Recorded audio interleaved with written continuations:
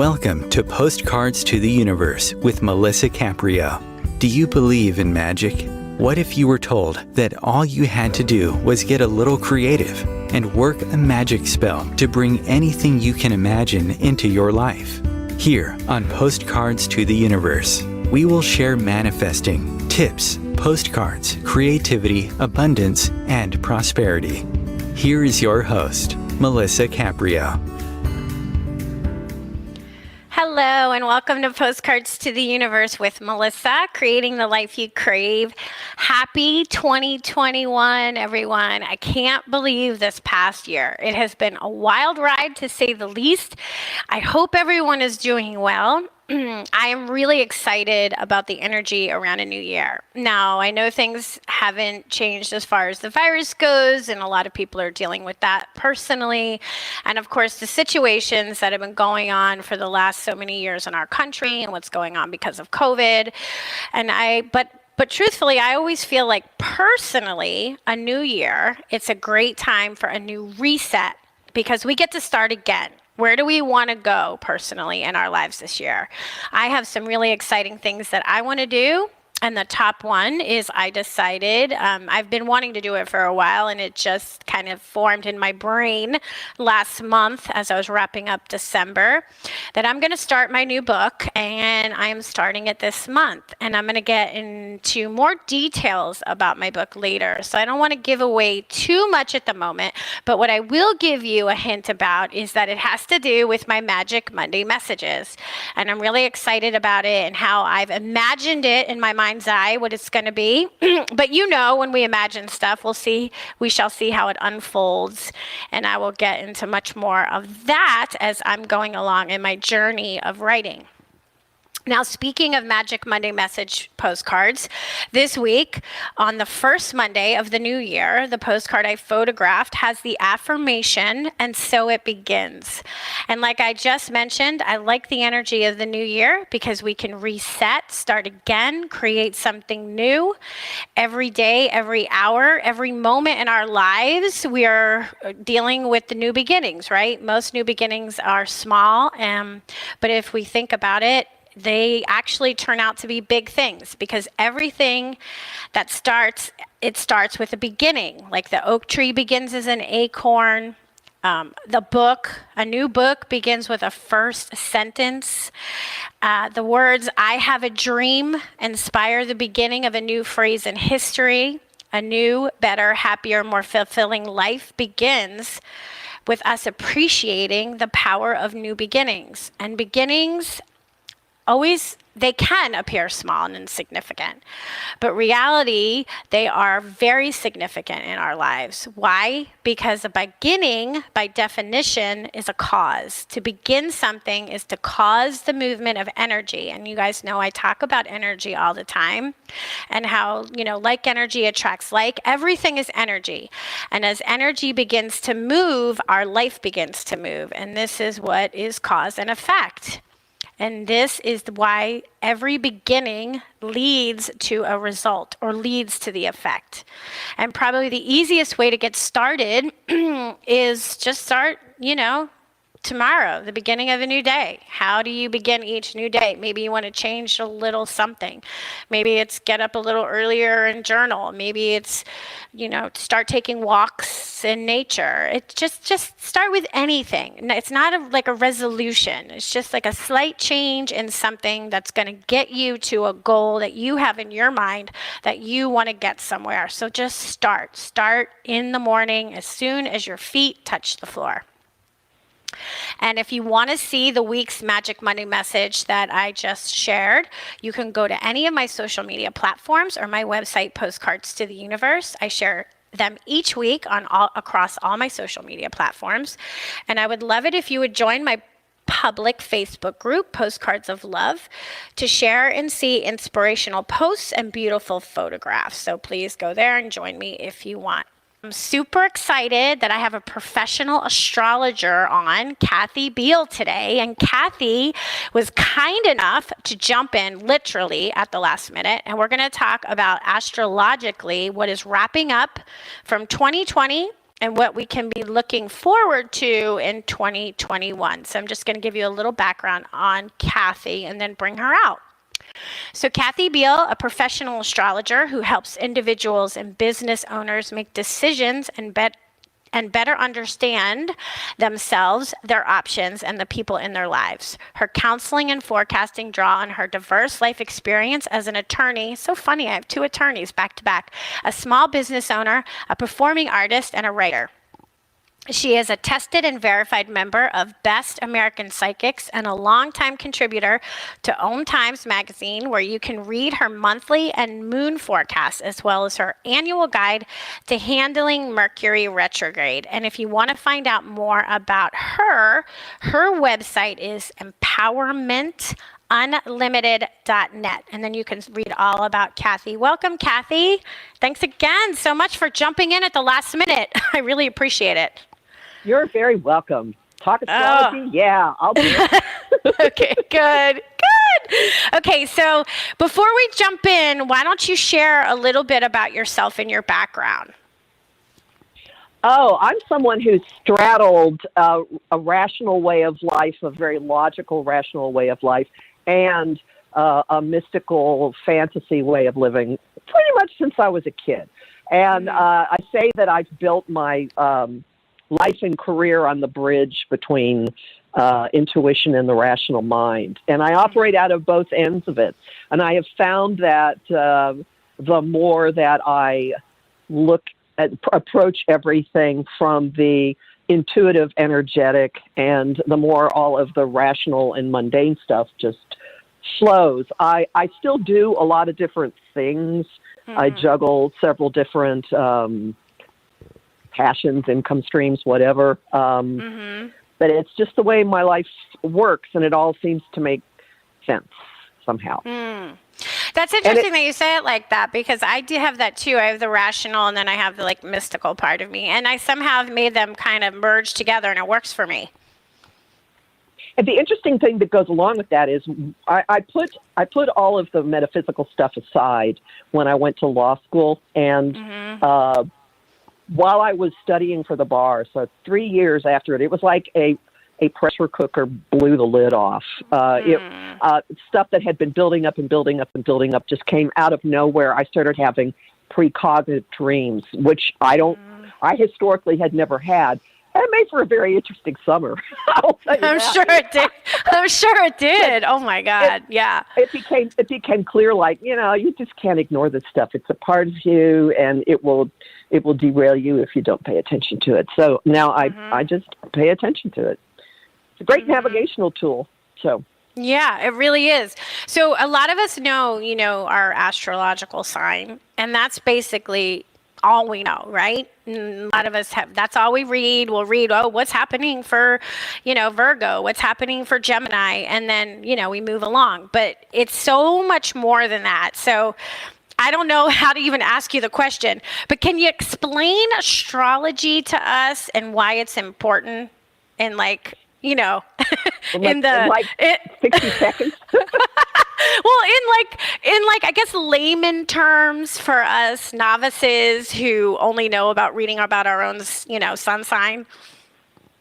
When you're born, your personality reflects the energies that were influencing the world at the time of your birth. And that's captured in the birth chart. And there are many parts to a personality that work together. And it's often simplistic to just look at your sun sign, because for a lot of people, there are parts of their chart that are actually stronger than their sun sign. So, I mean, there are a lot of people who will, and these memes go around, and people will send me messages going, that's not right for me. And I'll go, well, it's because, come on. So anyway, the three, and different parts of the chart interact with other parts. It's all interconnected. It's this giant organism. And you can look at it as a blueprint or a map or a wiring guide of different areas of life in which you're predisposed to have energies in a certain way. But there's usually a spectrum that they can play out So it's not fatalistic. The way that you're brought up can affect the way you express certain things. And Of course. yeah, it's just a really, I find, a really valuable way to first understand yourself and look at your own motivations and approaches differently, and an excellent way to understand other people. Yeah. Yeah. So, and you do that, right? For your clients, you'll create a birth chart for them. Oh, well, that's what everything starts from. That's where everything starts from. Yeah, I thought that you did that. Just wanted to make sure. Yeah, I've had mine done years ago. And, it was really interesting. And like I said, I was telling Kathy on a phone call before the show that it's only been within the last few years that I even considered about my moon sign and my rising sign and where my houses are and all that stuff. But I found out that I'm a Gemini and a double Leo, which is kind of interesting because there's a lot of things about Gemini that people are like, well, that doesn't fit you. And I'm like, well, if you read about my moon in Leo, you'll see that it does.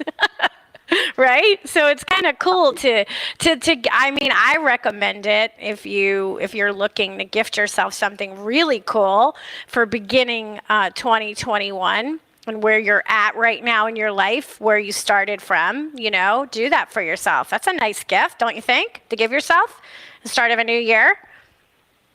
Very much so, yeah. Yes. Yeah. But there's so many ways you can go about this. You can use it in therapy. You can use it to attack a certain problem. Most of the people who come to me, if they're not wanting to talk about relationships, are looking for what's going on in their life right now and what's getting activated. And you apply what's happening in the sky now to your birth chart, and it gives you an idea of what the weather is that you're going through. And I will not predict specific events, but general influences. And I work a lot with cycles, like when something happened before, and you can tie where you are now to that and see, oh, that's how I dealt with it then. But I'm older now, and I've been through things, and I'm reacting differently. So. Yeah, and I just learned from a friend recently about when your Saturn returns in your chart, what that means and how significant that is. And I was like, what are you talking about? What do you mean, where's my Saturn return? When's it coming? What should I look out for? Oh, no, But you don't realize how important what's going on. I mean, this is how they navigated for thousands of years by looking up at the sky, right? Before we got this technological stuff. Initially, astronomy and astrology were one science. Yeah, I had read that. And it's interesting how and I know many leaders and politicians have their professional astrologers that they work with before they make some major decisions for, states in their country, which is really interesting. Very much so. Yeah. So I want to kind of, before we get into 2021 and what we can look at, I want to talk about, maybe you want to share what you think were some of the biggest highlights maybe of 2020 that happened, that are wrapping up, that we can, consider right now. 2020 was one long evolutionary process of deconstruction deconstruction of givens in our lives, of foundations, of things that we picked up through ancestral lines, of patterns, of institutions, of stuff that we always thought was going to be there, and then it just started collapsing. And the collapse didn't happen out of the blue. We've had evolutionary stressors building since 2008, and there are certain years where they got really intense. 2008, 2012 to 15, and then last year just brought a lot of shifts in, 2019 started, shifts in family dynamics and things between the different generations, and lots of ancestral clearing out. It's just fascinating, the things I saw going on. And 2020 began with kind of putting a new containment on all of that. evolutionary stuff, and then working it over all year long from many different angles, and brought corruption to the surface. It brought personal demons to the surface, stuff you thought you had resolved years ago, like, oh, nope, it's still there. Hi. Hello. Yeah, I know, and there's a lot more that's coming, but I just looked down at my clock and I see that we're going to come to a break in a few seconds. So I'm like, I don't want to delve into it anymore and then have to cut you off. So why don't we take our 2 minutes right now, and then we'll come back and we'll talk a little bit more about 2020, and then we'll go into where, we want to go. We need to know about the past, but we want to look forward, right? That's where we want to go. We want to look forward. Welcome back.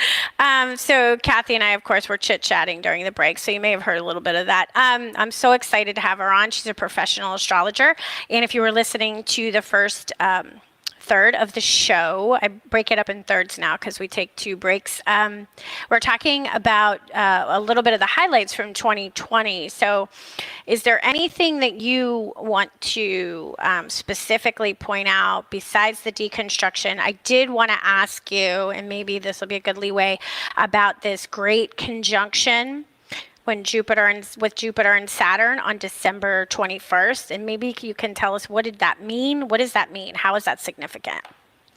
Actually, that's point 3 of what I wanted to bring up. Can I skip in point 2 real quick? Yeah, point please. 2 is starting a complete revisiting about the power of the mind. That was the thoughts that we say, what we focus on, what we perseverate on, the information streams we use, and the belief systems that we have, that we've developed about reality as a consequence of all of this. So, and there's also a vibe of a split reality coming through all of this, which will die down by the end of 2021. So there's your first spoiler, but that's part of it. So we're in a revisiting the power of words. And we can see in the national news on a constant basis the power of words and the action that it's inciting people to. So, and in our own lives, you see what you're underscoring in your life by where your thoughts keep going. So that's theme 2. And then theme 3 sets the tone for all of 2021. And that is the Jupiter-Saturn conjunction that happened on the solstice. Now, Jupiter is an expansive influence, very optimistic. Saturn is a constraining influence. And I call him the planet of adulting. All right. Saturn is the guy that wants you to pay your bills, keep a schedule, have a job, do what you say you're going to do. And Jupiter is a planet of an influence of indulgence, and Saturn is, there are consequences. I will reward hard work, and I'm going to slam you if you screw off. So these 2 slipped into the sign of Aquarius on the 21st. Now, they meet every 20 years. And for the longest time, they've been meeting in earth signs. They did meet in once in an air sign in recent history. But this marks a big shift. They haven't met together in Aquarius for hundreds of years. And so we have a 12-year cycle coinciding with a 29.5 to 30-year cycle. In other words, Jupiter was last in Aquarius 12 years ago. Saturn was last in this spot in the early 90s, like 91 to 93. Okay. And they're in the sign that has to do with networks, community, progressiveness, friendships, intellectual approach to things, living in the future, technology. Saturn previewed this time mid-March. On March 20th of 2020, Saturn scooched into Aquarius for maybe 10 weeks till the very beginning of July. And that coincided with the new concept of social distancing and shutdown. As like being prevented from your networks, and life went online. Right. And now we are in an even bigger moment of shutdown. Jupiter and Saturn meet, and then London goes on lockdown. Interesting. Yeah. California went completely on lockdown. Right. Oh, LA, of course, Florida's not, but that's another story. Florida's just like, whatever you want to do, I don't care. It's crazy. We're not on lockdown, but yeah, everybody else is pretty much. That's one aspect of it. And Saturn's going to be in this sign all year and the year after. So it's going to be slow growing, slow moving. And so we should expect that we're going to be living in a new way of interacting with each other with more distance. Aquarius isn't soft and yummy energy. It's not huggy energy. It's, you know.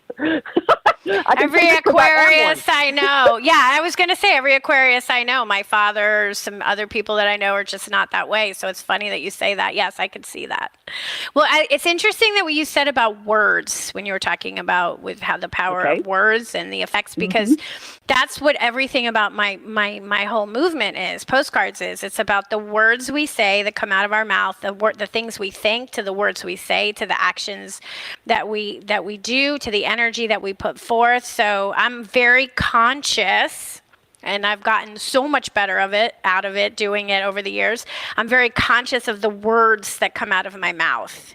Not always, of course, not always, but I am so much better than I used to be, and how that really is a reflection of where we're going. You want to know where you're going, look at the words you're saying right now. And that's where you're going to end up going. And it's really, really important. So I'm glad that you mentioned that, because I like to reiterate that fact. Okay, so we know what Saturn is going to be doing. Now, what about Jupiter being in? How long is Jupiter hanging around? Well, now, Jupiter usually spends a year or so in a sign. And normally what happens is Jupiter will enter a sign and he'll be there for a few weeks. And then he will retrograde back into where he was for just a little bit. And then he'll move forward and go all the way through that sign. This time, Jupiter is rushing through Aquarius until the middle of May. And then he's going to zoom into Pisces, the next sign, until the end of July. And then he'll spend the rest of the year in Aquarius again. So we get this bifurcated experience. So, and then the only contact that Jupiter and Saturn are going to have during all of this is what launched it. Now, Jupiter, besides being expansive, always brings a silver lining. Always brings a silver lining. So there is something in this of knowing who your friends really are, finding ways to really make the most out of what is going on. I am noticing a difference in the vibe of the Zoom meetings that I'm in. Since when it first started, it was like people are like, "Oh, there you are! I want to." And I've always got friends who want to have cocktail parties and stuff. And now it's very selective people, very committed and extraordinarily appreciative of each other. I'm also finding really vibrant, creative communities forming using electronic media as a consequence. And that would fit with this. Support groups. You just watch. I mean, the arts community, the creatives are scrambling to find a way to continue since venues are shut. People aren't performing in person. I've been in a number of Zoom productions, and some of them are actually extremely high quality technically. So that's something that's going on with this. And so everybody has some area of their life in which there is the opportunity to build something lasting that's extraordinarily positive, that requires that you suit up and act like a grown-up and take responsibility, possibly for other people in your life. I mean, this is responsibility for the interconnectedness of us. Sure. And this also reflects political organizing. That's part of what's going on. Anyway, everyone has this at their disposal this year. And like I said, last year there was a big event at the start of the year, and then it got worked over all year. This year, the big event that launched it happened on the solstice in December, and that gets worked over all year because each of these bodies, expansive body and the structure-loving body, are having clashes with the iconoclast of the sky, the radical change agent, Uranus. I call him the advocate of alternate viewpoints. He lobs lightning bolts. He breaks locks. He throws monkey wrenches. There's an unexpectedness. And he's in the sign that he rules Aquarius.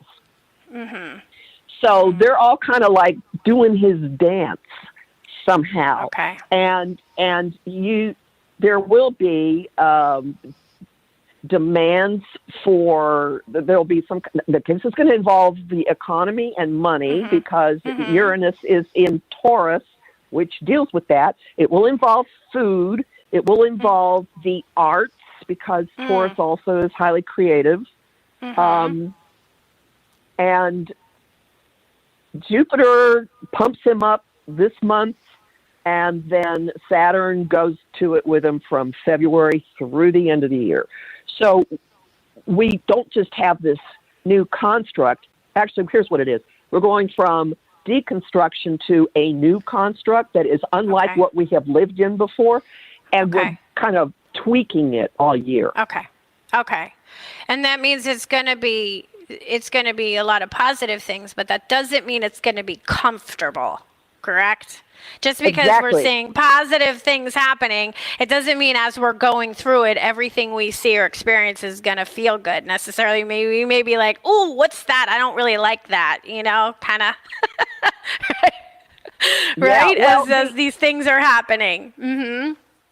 Uranus first moved into Taurus in the middle of May 2018, and I created a guide that's available at my site, and the image that I have for the cover is lightning hitting a tree and going down to the ground and through its roots. Yeah. That's not, I mean, there are people who are, there are people for whom this is physically, there's like physical energy running through them they're not used to. Yes. I definitely, I'm very empath, I'm an empath, so I feel a lot of other people's energy. I notice how my body feels after I talk to certain people on the phone. I'm like, you didn't protect yourself. You didn't ground yourself. So, okay, well, I'm glad you mentioned, because you said it's going to affect. What do you mean by food? Because I was actually going to ask, like, how going through some major themes, like, how is it going to affect finances? Because you said money, you said art, and you said food. And what do you mean by food, though? Like, we're going to have food shortage issues, or you mean like we're going to be sharing and growing our own food? Both. Okay. Now, let's think of what's been going on, all right? Since the last couple of years, there's been a rise on social media of plant-based chefs. True. It's like it's like an epidemic.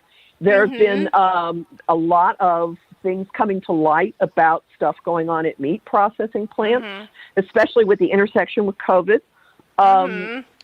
And a lot of people, without being told, I just see a huge, more like community, collective gardening, collective local markets, going in for co-ops, people deciding they want to try their hand at making things they didn't make before, at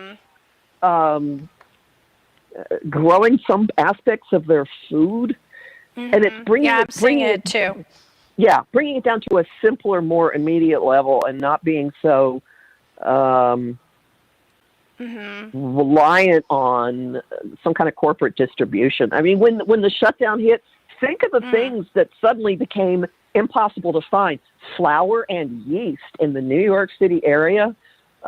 Good luck. It was just I heard that. The hoarding hit. It wasn't just toilet paper. It was real basic things. Yeah, the hoarding hit, which is interesting because we didn't have to hoard. You just buy what you usually buy, and it just, I know, it's Yep. crazy. And I do see more people cooperating with each other and more people combining resources to help get through that, which makes me feel, happy to see that, instead of the competition. Of course we see it because the news likes to focus on all the bad stuff, but there's a lot of stories out there that there's really good stuff happening during all of this. And that's where that I like to try to focus, my energy, because it keeps my energy up. And keeping our energy up also keeps our immunity up, right? Yep. So we want to do that. So I do want to talk about, so what do you think about, you said money. Money is very important to people. What do you see about 2020 with money? Before we start talking about the virus, I want to talk about the money first. Well, we're going to see a lot of instability in the economy. Mm-hmm. And then dealing with it. And I will say that Uranus in Taurus last happened during the late 30s and early 40s, and it coincides with the New Deal. It coincides with Social Security being founded, and all kinds of government programs that had to do with the environment and a different use of resources and putting people to work. So I think that there will be, just given so many people who've been out of work, or there's been instability about whether they could go to work, small businesses that are shuttering, actually even big businesses that are shuttering, there will be an economic fallout from that. And then there will very likely be a government intercession and programs to try to address it and come up with new ways of building jobs. That's good. That's good, though, to hear, because we need that. A lot of people are suffering, and, this last year especially has been, I felt like I was in, did you ever watch Stranger Things, or did you not watch Stranger Things? I have not seen it, but I can see where you're going with this. Okay, so there's the upside down world, or the Twilight Zone would also be a good way to say it. Like, I felt like this last year that I've been living in the upside down world or the Twilight Zone. Like, some of the things that your mouth is open because you just can't believe some of the things that you're hearing and seeing. And it's been just crazy. So hearing that there's going to be programs that are going to come together. There's going to be thinking outside the box of ways that we can support each other globally, because what I'm seeing is that more and more of us are waking up to the fact that what affects the one affects the whole. Yeah. And I want to talk a little bit more about that. So we're at our second break time. So let's take our break here and then we'll come back. And I want to ask you about relationships and, of course, the virus. Stay tuned. Welcome back. So if you've been listening to the show, we've been talking about astrology with my guest, Kathy Beal. And Kathy, I was saying before that I'm seeing that more and more people are waking up to the feeling of how what happens to the one happens to the whole, about how we're all connected. And I just find that, I've noticed that personally more this year. And what do you think? Do you see that too? Yes, and that's a reflection of not just Saturn in Aquarius, which is things bringing home to us how we are all part of a network, but also this revisiting of belief systems that I mentioned, which has to do with eclipses and the signs of Gemini and Sagittarius, and it's just causing us to rethink the way we view reality. Yeah, exactly. And what do you think about, I know I have to talk about it, COVID, what do you see happening? Is there anything that the planets are telling us about this virus for this year? Well, I have a different take on it than some astrologers. Some astrologers are looking at they're looking at the Saturn-Pluto conjunction that started 2020 as being the signature for it. But I'm looking at what's going on with Neptune. Neptune is a planet of, I call him the cosmic fog machine. Neptune represents stuff you can't touch, can't see. It can be highly transcendent, inspirational, loving, Looney Tunes, gaslighting, you name it. And there's been an influence pumping it up very, very, very, very strongly. And it certainly would fit something you can't see that affects the air and your breathing. I see it, and it's going to be less of a factor starting to break up by May. And then in a completely different relationship to everything by December. So we'll be in a different world by December. But between now and May, I would tell people, be very careful. So continue what we're doing, socially distancing, wearing our mask, and the whole thing. Anything about the vaccine? Are you seeing anything or any of the planets, go for health or... Yeah, I don't. Well, I think this would fit with some of that, and different ways of going about stuff with Uranus and Taurus, new ways of dealing with the body. But I don't myself know what astrologically might be a signature for a vaccine. Okay. So I'll just leave it at that. All I can tell you is whatever we're in right now, this big morass, this not knowing, and it also goes. That also accounts for bifurcated reality, the dual realities, the people looking at the same set of facts and coming up with utterly different takes on what it means. That's all part of it, okay? That's all part of this influence, which starts to break up at the end of May. And then is not a factor by December. It's like it dissipates, like the clouds just kind of go off. Well, that's good. There. That's hopeful. Yes. That's very hopeful. Yes. That's very hopeful. Good. Yes, that's very, very hopeful. And what about traveling? Anything we're traveling for us? I mean, or does it look like from the planets that we're all should be, still staying home? I mean, obviously, until you said for at least the next 6 months, maybe, but opening up, is that going to be opening back up?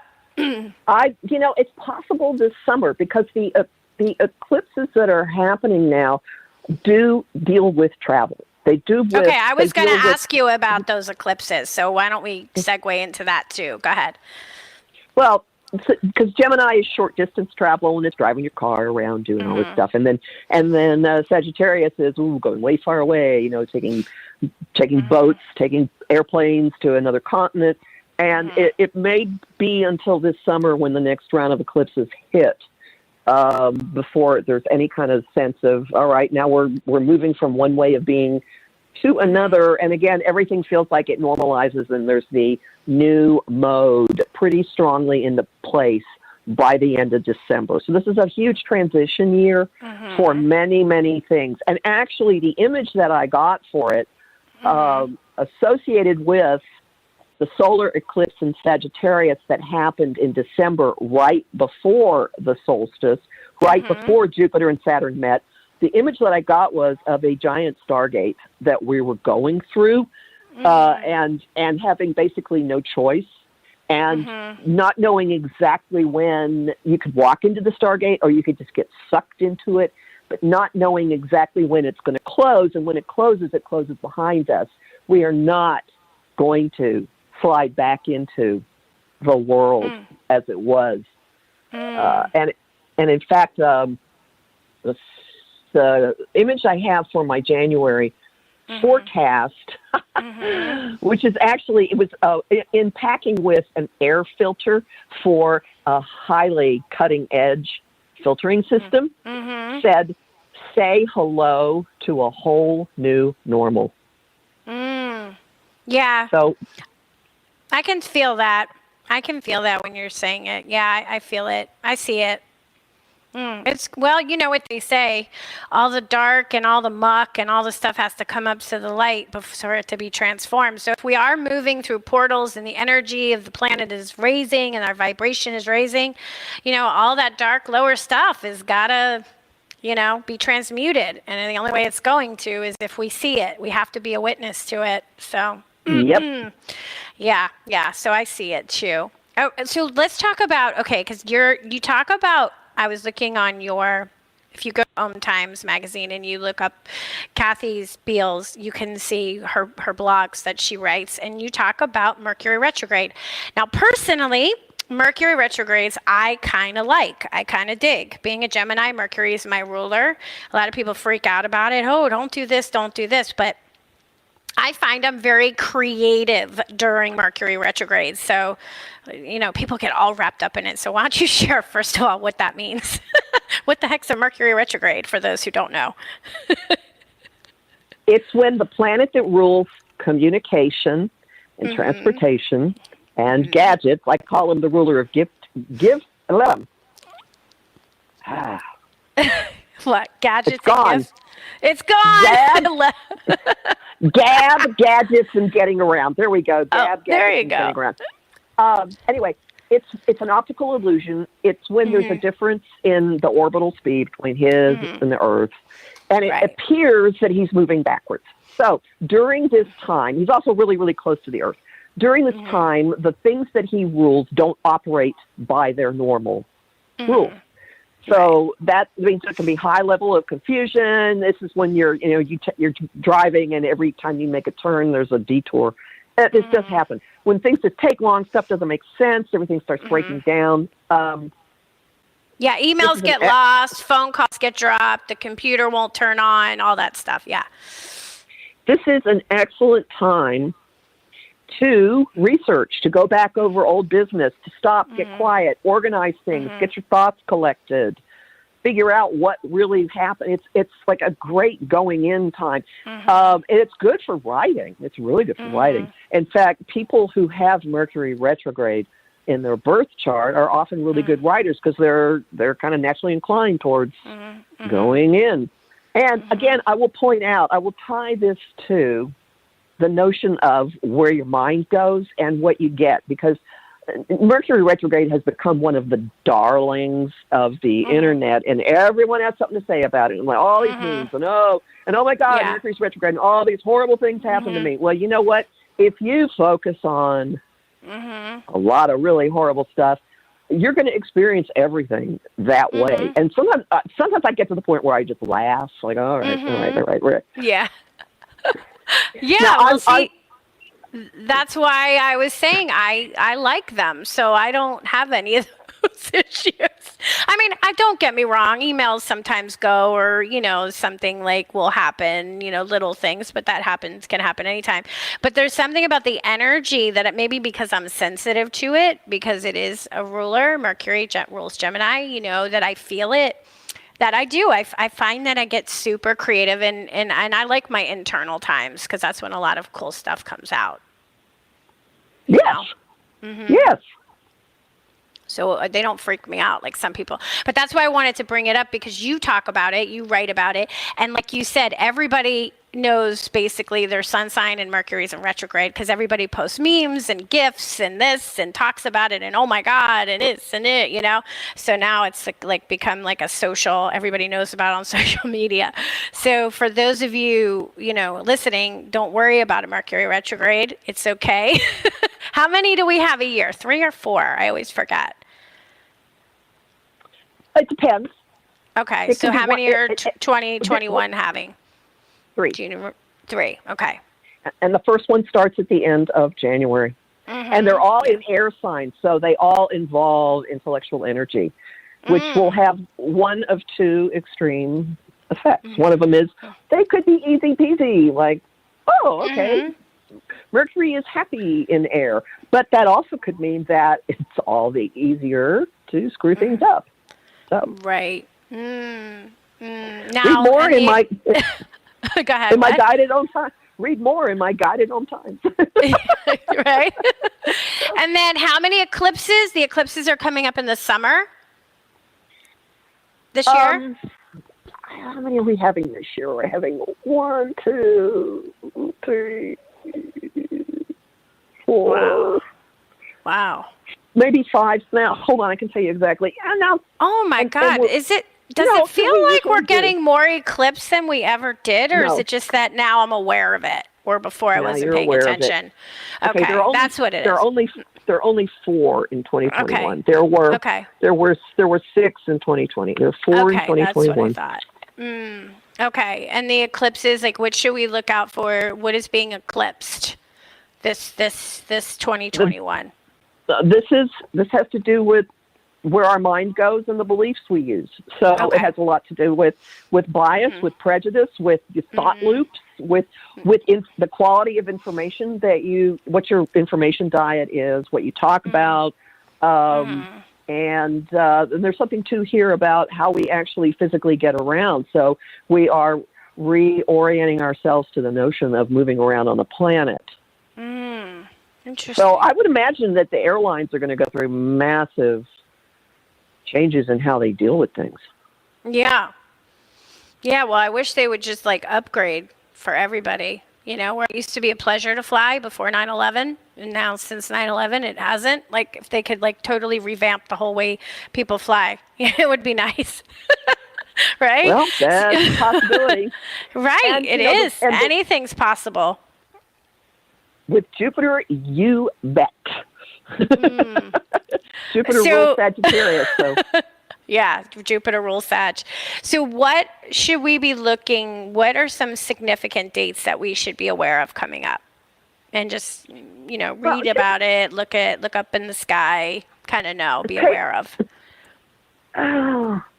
Middle of February, end of June, and Christmas Eve. Mm-hmm. Those are big milestones in moving the building blocks around in our new construct. So which planets are going to be what's going to be activating? That's when Saturn is squaring Uranus. A square is a challenging energy that demands action. So the guy that likes structure is going to be in a challenge with the guy that likes to blow things up. And Uranus, see. Yeah, and Uranus is the guy that's further out. So, and he rules the sign that Saturn's in. So probably Uranus is going to win in each of these. And it doesn't. Okay, what could be blowing up is the way you're thinking about it. Right. Yeah. Let's be clear. Yeah. Let's not say that there's going to be Yeah. It could be the way you're thinking about something. You can have an aha. Your whole mind can be blown about something. Your whole life could blow up, and your whole life could take a new direction. Right.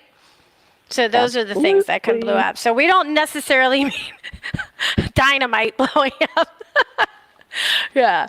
Oh my God. We only have like 2 minutes. Is there anything that you think is really important that we should know before we kind of wrap up? You got to have friends. Treat them well. They're your currency. They're your currency. That's really, really good. And what is the best way for people to reach out to you, connect with you if they want to have their chart done, or, just, I don't know, have a session? Do you do private sessions with people? Yes. And the easiest way is to go to my website, empowermentunlimited.net.